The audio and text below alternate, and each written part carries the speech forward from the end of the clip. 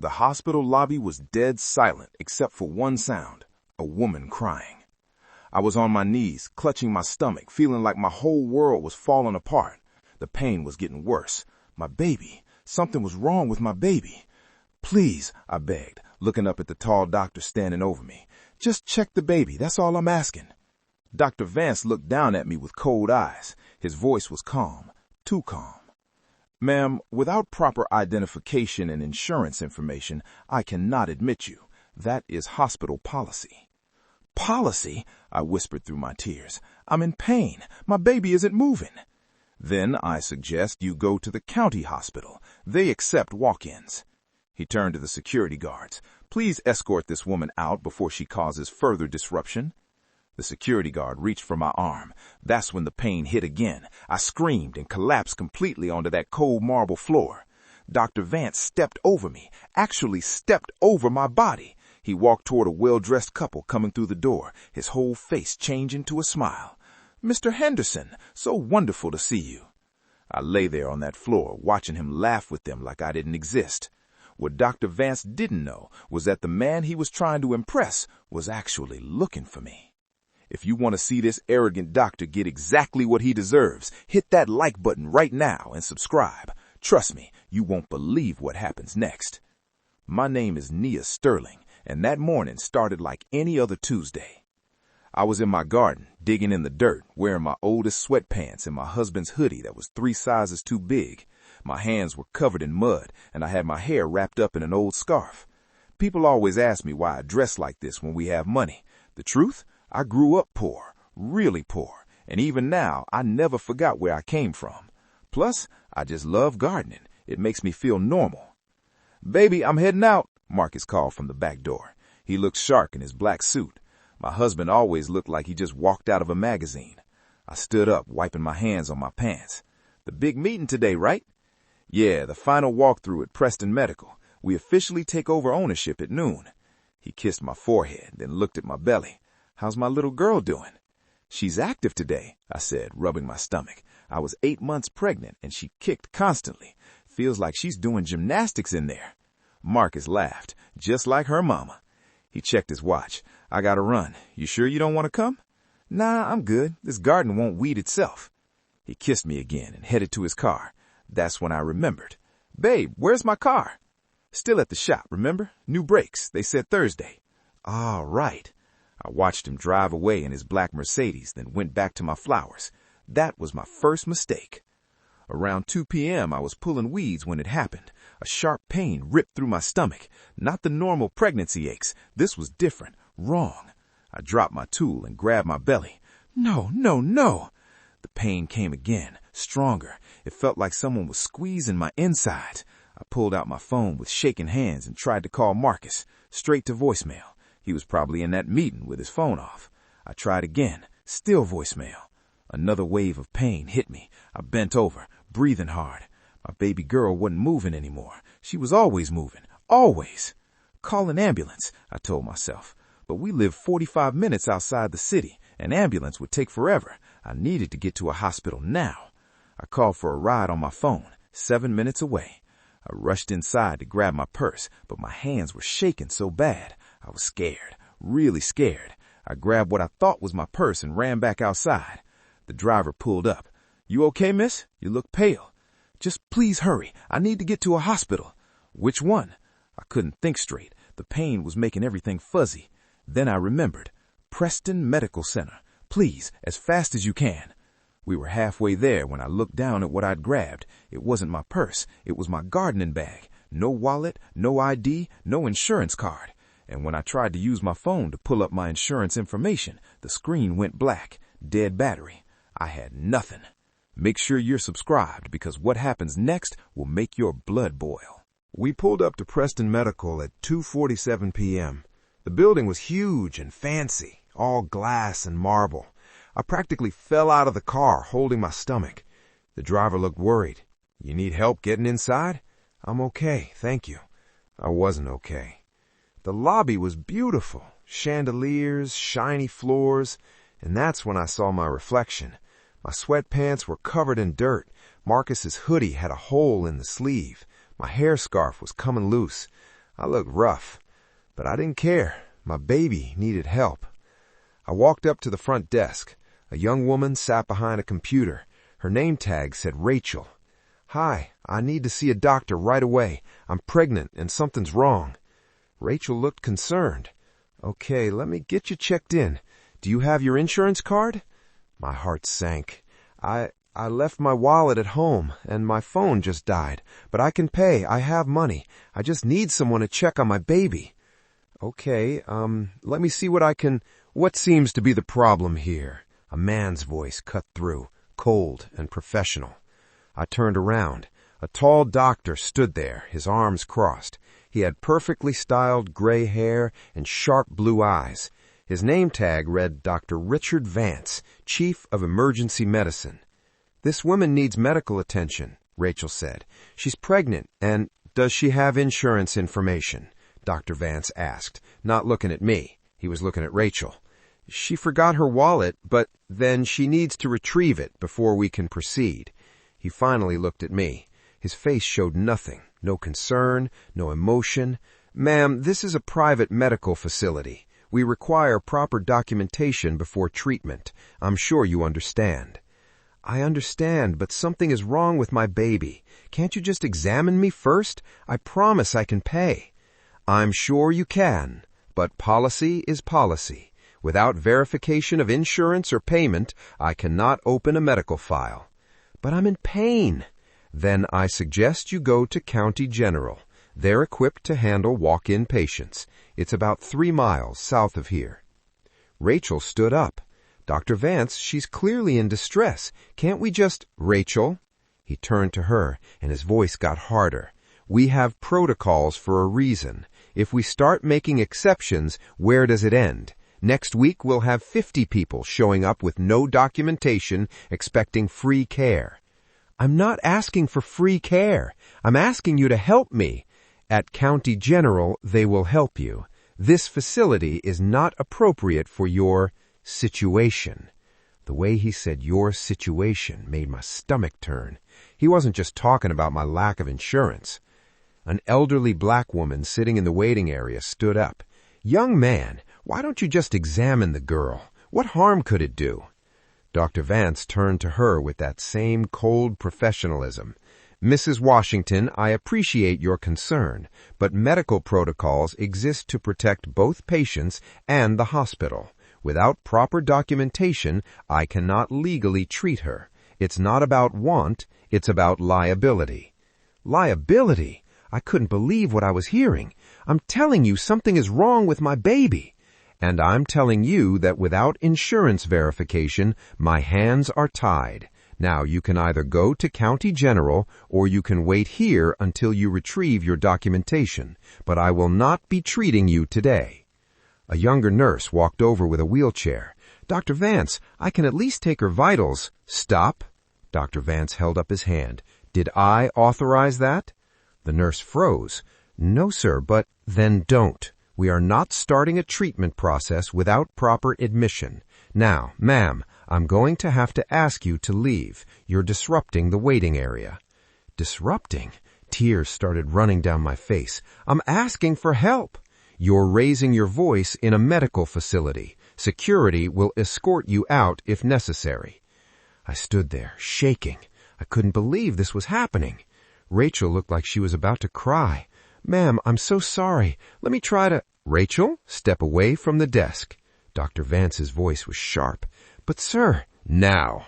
Rachel stepped back, her hands shaking.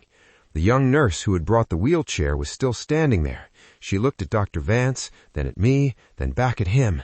"Dr. Vance, I really think we should at least—" "What's your name?" he asked her. "Sandra, sir." "Sandra, are you a doctor?" "No, sir." "Then I suggest you leave medical decisions to those of us who are."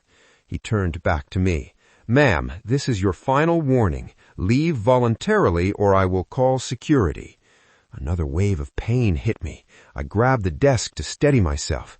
Mrs. Washington stood up again. "This is wrong. Can't you see she's suffering?" What I see, Dr. Vance said calmly, is a woman without insurance trying to receive services she cannot verify she can pay for. This hospital is a business, Mrs. Washington, not a charity. A business? The old woman's voice was shaking with anger. It's a hospital. You're supposed to help people. I help people who follow proper procedures. That's when Sandra, the young nurse, made a decision. She pushed the wheelchair toward me. Come on, honey, let's get you sitting down at least. I felt a tiny bit of hope. Finally, someone was helping me. I started to sit in the wheelchair. Sandra put her hand on my shoulder. It's okay. I'm going to take care of you. Thank you. Thank you so much. Sandra started wheeling me toward the emergency room doors. We made it maybe 10 feet. Sandra, stop. Dr. Vance's voice cut through the lobby like ice. Sandra kept pushing. Sir, I'm just going to get her comfortable. I said, stop. He walked over and put his hand on the wheelchair. What part of no treatment without documentation do you not understand? I'm not treating her. You're admitting her. That's the first step of treatment. Stop now or you'll be written up for insubordination. Sandra's hands were shaking on the wheelchair handles. I could see her trying to decide what to do. Sandra, Dr. Vance said quietly, you're 3 months into this job. Do you really want to throw away your career for this? I felt Sandra's hands let go of the wheelchair. I'm sorry, she whispered to me. I'm so sorry. She walked away, and I watched my last hope disappear with her. Dr. Vance looked down at me in the wheelchair. Get up. What?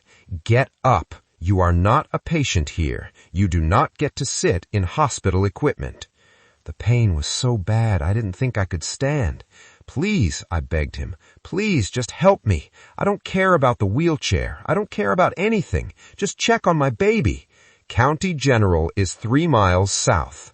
I don't have a car. I don't have my phone. I don't have anything.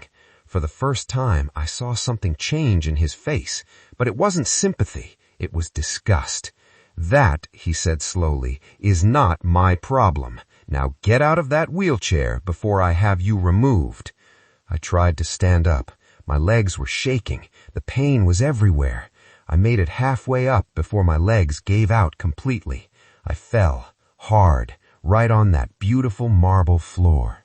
I was on the floor, crying, clutching my stomach. Everything hurt. Everything. Get up, Dr. Vance said. He wasn't yelling. He didn't need to.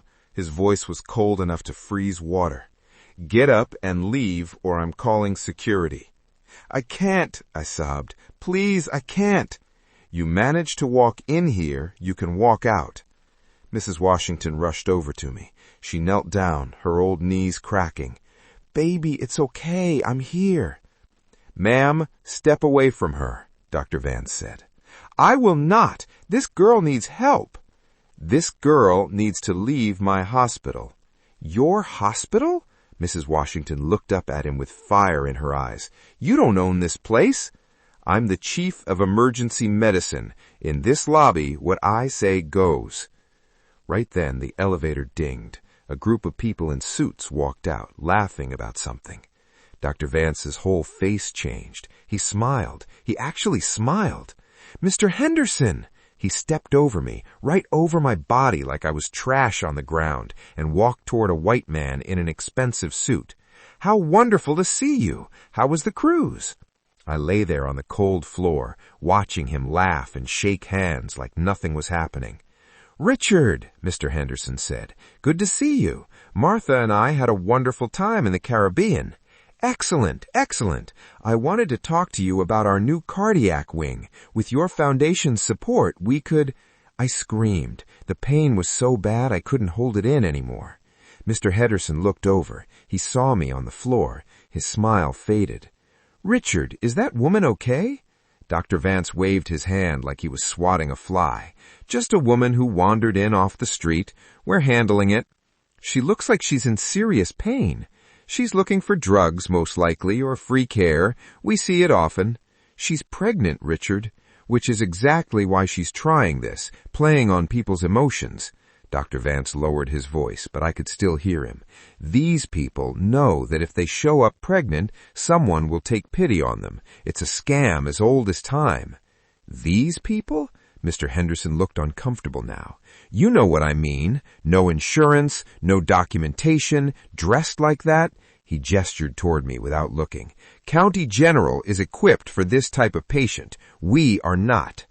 I wanted to scream at him. I wanted to tell him I had insurance. I wanted to tell him my husband owned this building, but I couldn't. The pain was too much. All I could do was lie there and cry. That's when I heard it. Fast footsteps, running, a voice I knew better than my own. Nia! Marcus. I lifted my head just enough to see him. Marcus was running across the lobby, his suit jacket flying behind him. Behind him were 5 other people in suits, all trying to keep up. Baby! He dropped down next to me, his hands on my face. What happened? Are you okay? Is the baby okay? I couldn't even form words. I just grabbed onto his jacket and cried.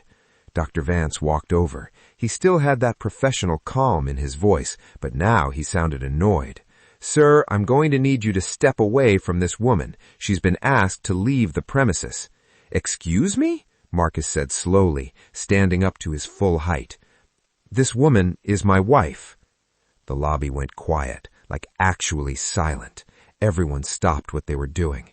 Dr. Vance blinked, but he didn't back down. He actually laughed a little. Your wife?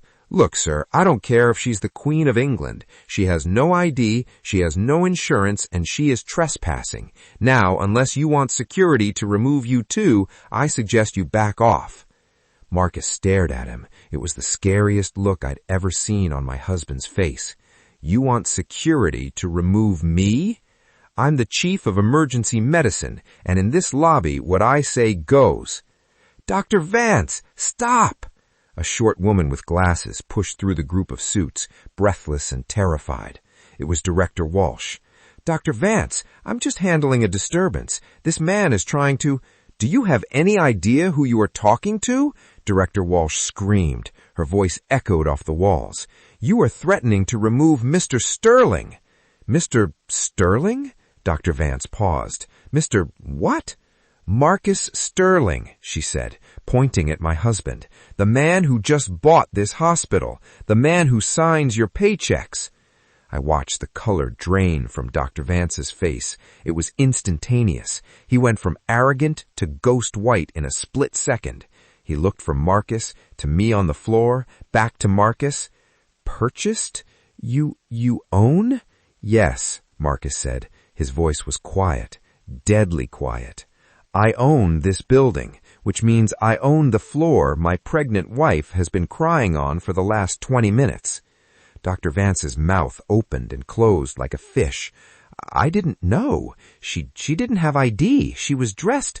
Dressed like what? Marcus took a step toward him. I want you to hear you say it. Dr. Vance looked around for help, but no one looked at him. I didn't know she was your wife. If I had known, and that's the problem. Marcus's voice boomed through the lobby. Everyone jumped. You didn't help her because you didn't know she was rich. You didn't help her because you looked at her clothes and her skin and decided she wasn't worth your time. Mr. Sterling, please, it was a misunderstanding. It's called racism, Dr. Vance. It's called classism. And as of right now, Marcus pointed at the door, it is getting you thrown out of my hospital. A gurney rushed over with 2 nurses and another doctor, a younger black man who looked terrified. Mr. Sterling, I'm Dr. Morrison. Let me take care of your wife. Marcus moved aside but kept hold of my hand. Dr. Morrison knelt down and started checking me over. Ma'am, I'm going to examine you, okay? Tell me about the pain. Finally, someone was treating me like a patient. It's sharp, like cramping, and she's not moving. My baby's not moving. Okay, we're going to get you upstairs right now. I'm going to do an ultrasound and see what's going on. They helped me onto the gurney. Marcus walked beside me, still holding my hand. Dr. Vance was still standing there like a statue. He looked like he might throw up. Marcus stopped walking. He turned to Director Walsh. Fire him. Sir? You heard me. Fire him. Now. Today. This minute. Mr. Sterling, I understand you're upset, but we have procedures. Do you have security footage in this lobby? Director Walsh blinked. Yes, of course. Good. Pull it. Watch it. Watch him step over my pregnant wife while she was crying on the floor. Watch him refuse to help her. Watch him tell her to leave. Then try to tell me again about procedures. Director Walsh looked at Dr. Vance. Something changed in her face, like she was seeing him for the first time.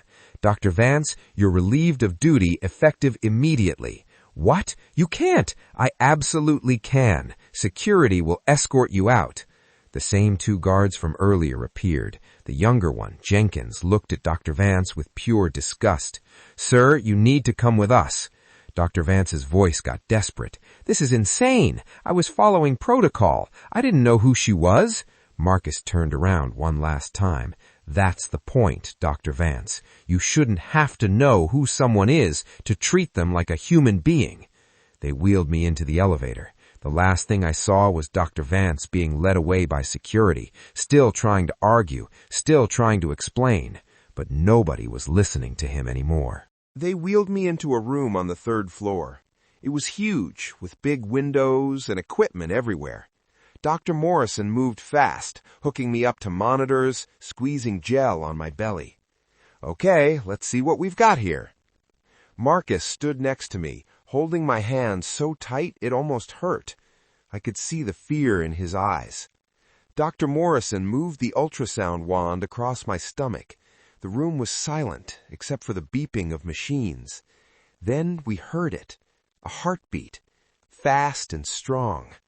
There she is, Dr. Morrison said with a smile. Heart rate is 152. That's perfect. I started crying again, but this time it was relief. She's okay? She looks good. Moving around now, actually. He pointed at the screen. See that? Those are her legs kicking. Marcus let out a breath he'd been holding. He kissed my hand. She's okay, baby. She's okay. But the pain? I asked. Why did I have so much pain? Dr. Morrison kept looking at the screen. Looks like you have stress-induced cramping. It's not dangerous, but it can be extremely painful, especially in the 3rd trimester. The ligaments supporting your uterus are stretching.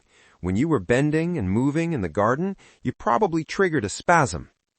So the baby's fine? Really fine? Really fine.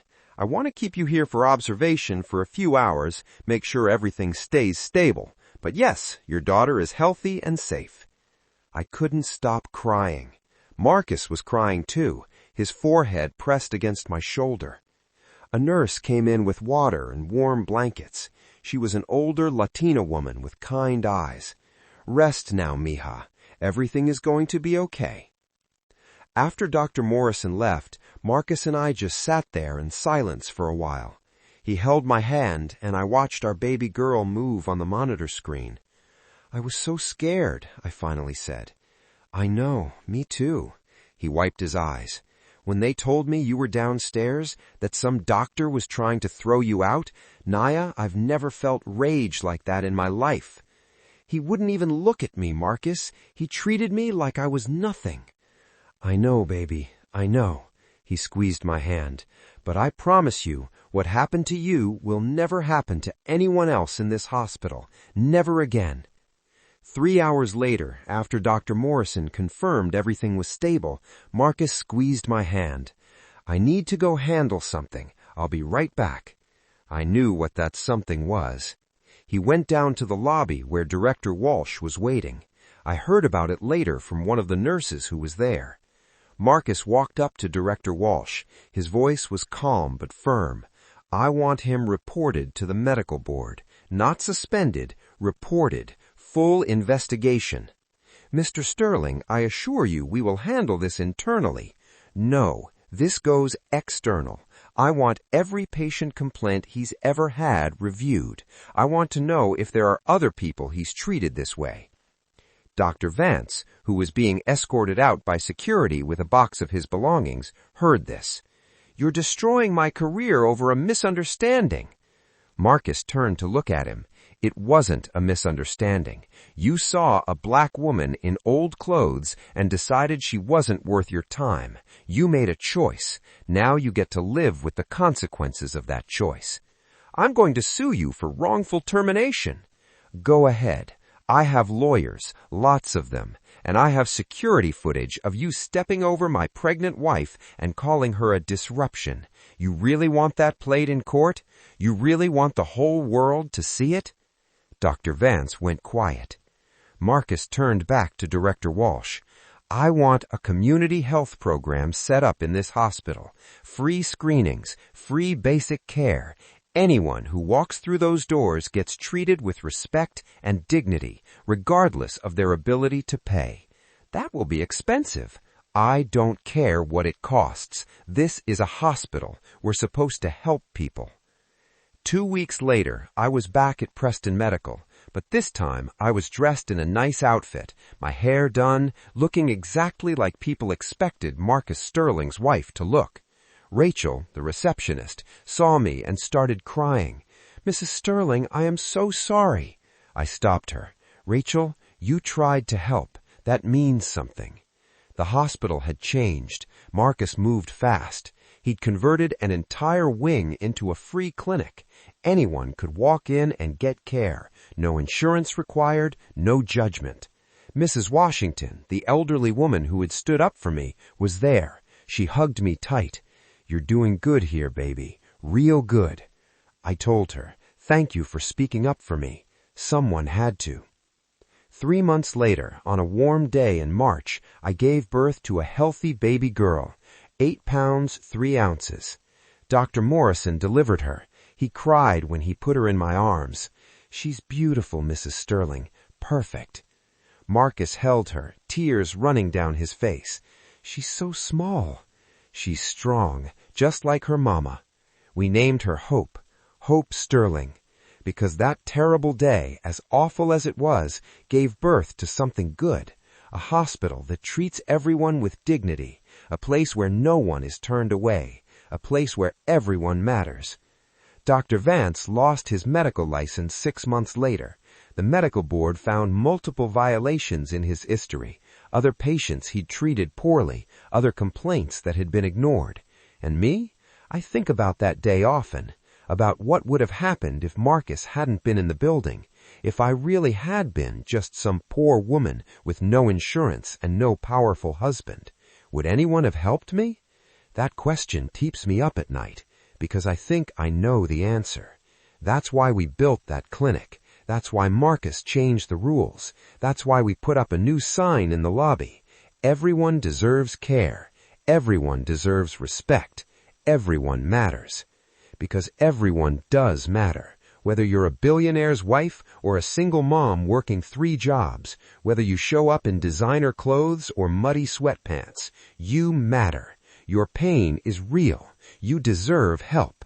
If this story touched your heart, please hit that like button and subscribe to our channel.